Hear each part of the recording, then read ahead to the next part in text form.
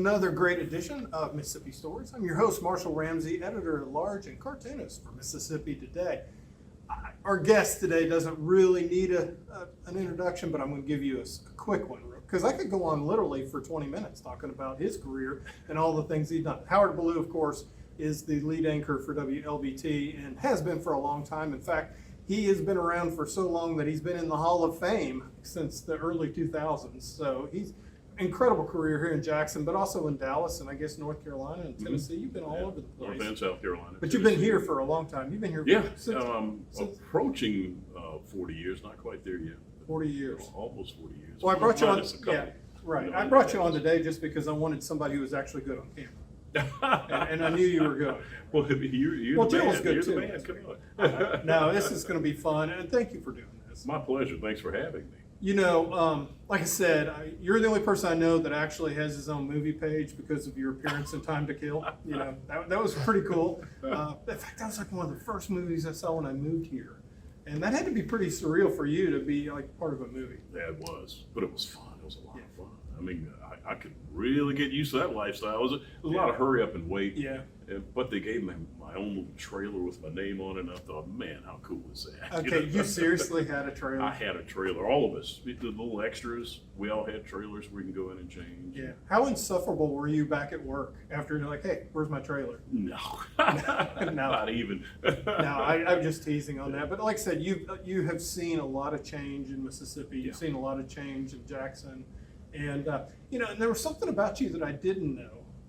But I knew you were obviously very good at what you do, and I knew you were a very trusted news guy. And no, that's the only nice thing I'm going to say for the rest of the good. I don't want to ruin it. When Rosa Parks died, I did a cartoon. I did an obituary cartoon about her and had her being taken to, allowing to sit in the front of the bus on the way to heaven. I think was the cartoon. And I got a call from you. Now, that cartoon was actually part of my Pulitzer portfolio for the second time I was a finalist. So it's a cartoon I really was very fond of. I loved it.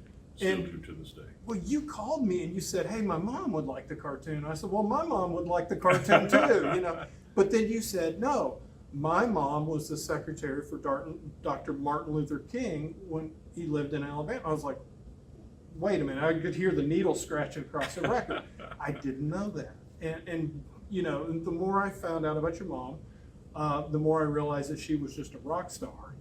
And she was a very important part of that era of Dr. King's legacy too. Like so many papers had her signature on it, or the signature was in her handwriting. But she literally was a huge part of that and saw a lot of history. And I just was like, wanted you to come and talk about her a little bit because she was a very special lady. She really was. She was his first personal secretary. And, you know, by all accounts, she and my dad moved to Montgomery. He got a job at Alabama State University. What she wanted to do was pursue her career in radio and raise her kids. And I don't think I don't think this was on her radar at the time, you know, becoming heavily involved in the civil rights movement. But, you know, a young pastor who had just moved into town and was a fraternity brother of my dad convinced her after multiple asking and with the blessing of my dad to come on board and help start the Montgomery Improvement Association, or the MIA, which, you know, was the started the Montgomery bus boycott. Yeah. And she was really more like a laptop computer, you know, for what we use today is cell phones for research and whatnot. She was kind of his Google, if you know, if you will. She did a lot of the correspondence for him. She booked his travel, arranged meals, and, you know, just the whole 9 yards. And she was once she got involved in it, you know, she gave it 150%, to the point where at one point she was on a list of people who were most likely to suffer some sort of act of violence. As a matter of fact, Dr. King was number 1 and she was number 21 on that list. Wow. Yeah. So she was heavily involved in it and committed to. I think what really convinced Mom to stay with it and to be involved was her kids. Yeah. You know, she wanted a better life for her kids, 3 at the time, a 4th one on the way. And so, you know, she did what she had to do. Yeah, there was even threats by like a member of the Citizens Council against your family. Yes, Yeah. she was coming home from work one day, walking back home, and a member of the White Citizens Council, the way I understand, from Birmingham, drove up to her and basically threatened us kids, you know, saying, you know, you have children, you really should stop doing this. Wow. You should stop working for Dr. King. And they were serious. I mean, they carried out acts of violence. Matter of fact, one of our neighbors down the street on Tuttle Street, we woke up one morning and after a very loud explosion, turns out the domestic terrorists had blown up Dr. Ralph Abernathy's house. And he, you know, Mom ran upstairs, and that's one day. I was a toddler then, but I do remember that. I remember her running upstairs, and my older brother recalls my oldest sister asking if the Russians were attacking. Have the Russians come?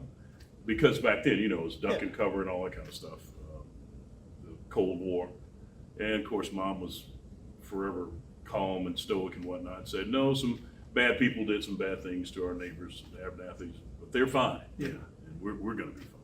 And amazing, your sister thought it was like foreign terror, Correct. foreign terror, and it turns out to be domestic. Domestic terror, And yeah. on that. That's incredible. And you know, your mom and Dr. King really, they had something in common. I mean, both their parents were Baptist preachers, and that kind of, Yeah. I think they kind of clicked because of that, didn't they? I think so. I really think so. As a matter of fact, I used to joke about it. He was, a lot of people don't realize this about Dr. King. He had a great sense of humor, and he liked kidding around. And I think Mom tells me one time that he went a little bit overboard kidding about whose dad was a better preacher. Uh-oh. And kind of hurt her feelings. I take it he thought his dad was better. Of course, Yeah. you know, but that was, Yeah. you know, and they, that was the kind of banter the 20-somethings had back then, I guess. You know, you got to keep in mind, these were kids, basically. They were 20-somethings, just starting out families. They wanted the American dream just like everybody else.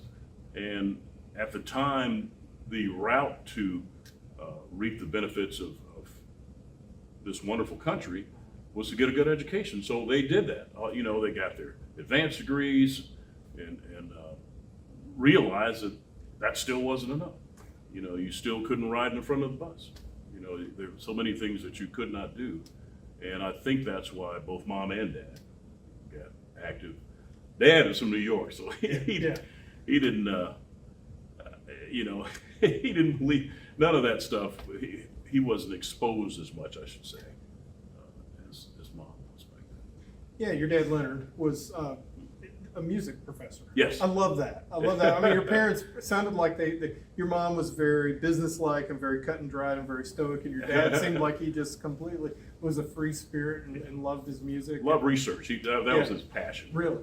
And to be perfectly clear, he wasn't exactly a professor. He was an instructor. Instructor. He had not gotten that doctorate to become a professor. But yeah, he was kind of gave you a love of music too. Oh, big time. All of us. Yeah. All of us played instruments when we were kids. You know, we were in the band. What's kind of now, you know, like I said, you know, your mom wanted to go into radio. Now you're into broadcasting. That had to make her really proud. Yeah, she loved that. She really. Just like you're proud of your boys, and they're absolutely. They're so incredibly talented. Well, thank you for saying that. We were very proud of that. Yeah. You know, and I owe it all to their mom. Yeah. Oh no. Deborah. I know how that. Trust me, I have 3 boys, and they're great too because of their mom. So I know how that works on that. But I mean, you know, like I said, what year did y'all move to Atlanta? Because it was. No, we moved to Virginia. You moved to Virginia. Right. Okay, that's right. He moved to Atlanta, and y'all moved to Virginia. Yes. Okay. Dr. King left Dexter Avenue and started preaching at Ebenezer. Yeah. And then started the SCLC. But Mom had to go and live with the Kings for a little while to help them transition. There was a lot of paperwork and all kinds of contacts and whatnot. I mean, you know, they didn't have internet back then. Yeah. So she had to do that, and then moved. Finally came back to Petersburg with you know, with the family and whatnot. And from Petersburg, Virginia, we moved to Elizabeth City, North Carolina. Okay, yeah, because you grew up in kind of near the Asheville area, right? Well, on the coast. No, On the coast, okay. Right near Norfolk, Virginia. Yeah, I'm really batting 1,000 here. No, that's it. No, you're fine. You're But I fine. knew you were from North Carolina. Yeah, no, I went to school in the mountains, Okay. up in Asheville. Okay, Yeah. okay, so I knew there was an Asheville connection. Yeah. Yeah. You know, I've known you, for 5,000 years. Yeah. I think I would have all these No, details no, down a no, little bit not better. at all. But I mean, like I said, that was what's so amazing about your mom is like, here she was involved in literally the birth of this huge movement and Mhm. everything, and then she just kind of went on and, you know, did some really cool jobs after that Yeah. and so forth. But Marshall, she never sought publicity. she did. We all Yeah. the siblings begged her to please write her story, memoirs, and whatnot, and she downplayed it as I was just doing my job, you Yeah. know. And she didn't, you know. We would have conversations, and she told me a lot of stuff. Hopefully, it'll eventually come out in print if I ever get this thing finished. Headed down to Montgomery this week, as a matter of fact, to do some more research on it. But she just, you know, she felt like she had a job to do, you know, and there was a little self-interest because she wanted her kids to have the best, Right. you know, but she also wanted all of the kids who look like us and who didn't look like us to live, you know, free lives with dignity, you know, and she was very committed and serious about that. And that's why when she left that, she got into teaching. She taught in the Charlotte Mecklenburg schools, and always tried to keep kids on the straight and narrow. Yeah. And I was there on occasion when some of her old students who had done well came back and thanked her, you know, for setting them on the right path. And that was, I think, what really, you know, meant so much to her was the kids. You know, you talk about that, about her on having that discipline and everything. And I love just hearing the stories, and I've just read several articles. I read the Washington Post article, and I thought that was a really good article. Karen Heller did a great job. Wasn't that was, Oh, I loved it. I know that made your heart swell too, reading It that. Was there some really stuff in did. there that you probably didn't even know? I mean, you would just think, Well, no, it's pretty much, yeah, you knew most of it. yeah. And she would not grant interviews. She was really hesitant to do interviews, but when she said, okay, we'll talk to the Washington Post. Yeah. And Karen Heller got on a plane, hired local photographer, Aurelio, and did the story, you know, interviewed her for several days. Yeah. And there's several things that she tried to pull out of Mom, but Mom was, as Karen pointed out, you know, typically secretaries to powerful people Yeah. don't share a lot of Yeah. what went on, the secrets and whatnot. It's just, they don't. But what I mean, you know, obviously she's not going to spill the beans, but I did enjoy just finding out a little bit. Because that's the thing, when people like Dr. Martin Luther King, they become legends Mhm. and they become icons and whatever, it's nice to read about their humanity and the fact that the Oh, yeah. friendship between your parents and the Kings, and there were several people that, I mean, it's almost like they had separate clubs, you know, they were friends Yeah. and everything. It's just nice to know that, you know, the people that you consider your heroes are just human beings too. It took the longest for us to realize that that was Dr. Martin Luther King and Coretta Scott King, and not Mom and Dad's friends. We used to go Yeah. to their house, and they used to come to our house. Took us a long time to realize who these people really were, you know, that were friends of the family. And we'd get Christmas cards and Easter cards and whatnot, and Wow. they were on the phone for the longest. And I'll never forget when Mom got the call in, you know, in '68. Yeah. It was devastating. I'd never seen her that upset. Both of them, That's like one of the first times you'd ever seen her cry. pretty much, Yeah. you know, like that. Yeah, You know, I had never seen her distraught like that. yeah. Oh, for good reason. Yeah. I can't even imagine, you know, to be that close and to be Mhm. on that. But there were a lot of the papers that she was given by. Yeah. Yeah. So you had several. I know that ended up being a little bit of a controversy Yeah. for a while, but you all got it worked out. We sure did. Yeah. Yeah, it worked out. So, but that still has to be amazing to think that, you know, my mom was right there on the front lines. of Yeah. things. Yeah. He wanted her to have these things. You know, he gave her these things. So he basically told her, "You did all this stuff. You know, Yeah. you hang on to this." And so you know, we got to see a lot of the history through. Yeah. I still have a lot of things, you know, like her steno pads when she was taking shorthand at some of those meetings. And I couldn't understand why she never really wanted the steno pads auctioned off until I found out some of the things in there, the things that she wanted kept secret. It's not that bad. Right. You know, she didn't want people to know that there was a little infighting, a little tension between African Americans at the period. Sure. You know, she felt like it would hurt the cause. Yeah. To know that. But I mean, that's human nature. You know, Right. not everybody's going to be on the same page about everything. So, anyway. You mentioned that you're doing some research and so forth. You're working on a book?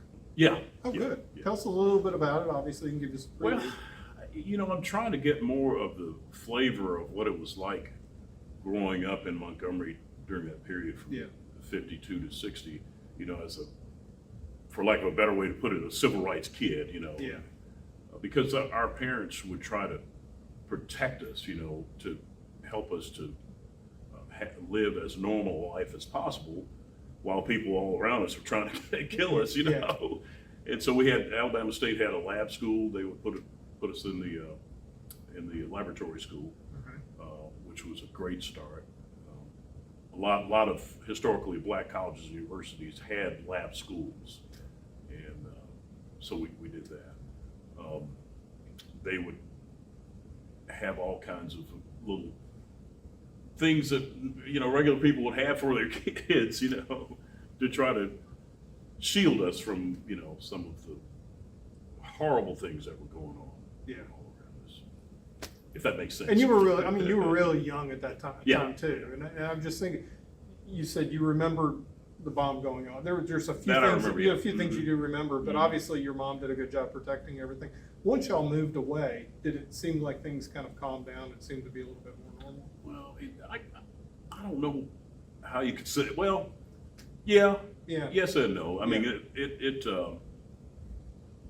there were definitely some dangerous times back then, and speaking out could cause all kinds of problems. Yeah, I can't even imagine. Like I said, I've had a few, I mean, like the day of the flag vote in 2001, I was getting threats all day because people didn't like some of the cartoons. And I was like, I mean, it gets your attention. Yeah, you it know, does. but you got to keep on living, I guess. So, Oh, absolutely. at what point did you really honestly think that you wanted to go into broadcasting? Oh, early on, I was a big Walter Cronkite fan. I mean, I just love Walter Cronkite. I said, man, I want to do that, you know, because he had so many experiences that were just fantastic. Even flying in a state-of-the-art jet back then, you know, breaking the sound barrier. I hadn't done that, but you know, just traveling all over the world and talking about events that impact our lives. You left Jackson, but you came back. Why'd you do that? Frank Melton twisted my arm. Oh, Frank Melton. We could do another 20 minutes on Frank alone, absolutely. but No, it was, I don't know. There was an opportunity on the West Coast, an opportunity in St. Louis and then here. And this was the best fit. I got the promise. You know, he made an offer I couldn't refuse. You know, and so we came back, and it was really no problem coming back to Mississippi because I had grown to really like this state. You know, despite when I first got here, you know, even my relatives up north were saying, I wouldn't do that if I were you, you know, it's dangerous down there and, you know, you might get hung and all this kind of stuff. And they didn't realize that some of the best people in the nation live right here in Mississippi. This is a great state. We've got our warts, you know, it's like anywhere else. yeah, but when you're in our business, we definitely have plenty to talk about. Look, like I said, I value the time. I want to continue this conversation. Maybe we'll have to have a part 2 at some point. But I just love being able to sit down and talk to you. And like I said, thank you for sharing all the stories about your mom. Because like I said, your parents both were fascinating. I mean, I understand why you grew up as cool as you did. Because you are kind. Yeah, Thank two really you. great folks. But also too, but thanks for coming back. And I mean, I know that you had to leave behind your beloved Cowboys. Yeah, that was a tough part. Yeah, but that's okay. That's okay. You sent them back, so hopefully everything will be better. Right. One of these days we'll get back in that Super Bowl thing. You know. Exactly. Super Bowl. What's that? I'm not really sure, but hey, Howard, man, thank you. Appreciate it. Thank you. I'm just honored to be with the Marshall Ramsey. Man, no. I mean, you are the guy. You know, you keep it real. You want a check or is cash? I appreciate that. Hey, thank you, and thanks for watching another episode of Mississippi Stories. And if you want to see more, you can check us out at MississippiToday.org. Thank you for watching this episode of Mississippi Stories. Make sure to subscribe to the Mississippi Today YouTube channel and click the bell to be notified every time a new video uploads.